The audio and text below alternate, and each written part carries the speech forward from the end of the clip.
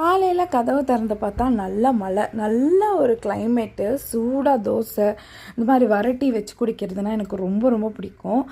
எந்திரிச்சதே லேட்டுங்கிறதுனால தோசை நேற்று வச்சு சாம்பார்லாம் மிச்சம் இருந்தது. எனக்கு கேஸ்ட்ரிக் ப்ராப்ளம் நிறையா இருக்கனால இது எனக்கு ஒரு நாட்டு வைத்தியர் சொன்னார், நீங்களும் ட்ரை பண்ணி பாருங்கள். நல்லா கொதிக்கிற தண்ணியில் ஜீரகம் ஓமம் போட்டு நல்லா கொதிக்க வச்சு ஆறுனதுக்கப்புறம் எடுத்து வெறும் வயிற்றில் குடிச்சிங்க அப்படின்னா அது இருக்கிற இடமே தெரியாமல் போயிடும்.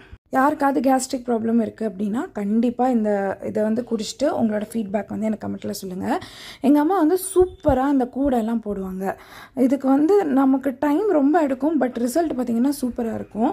இந்த மாதிரி டிசைனாக சின்ன சின்ன கூடையெல்லாம் போட்டு தர சொல்லியிருந்தேன், சேல்ஸ்க்காக போட்டு வச்சுருக்காங்க. அந்த வீடியோவும் இதில் நான் ஆட் பண்ணியிருக்கேன், பார்த்துட்டு இதுவும் எப்படி இருக்குது அப்படின்னு சொல்லுங்கள்.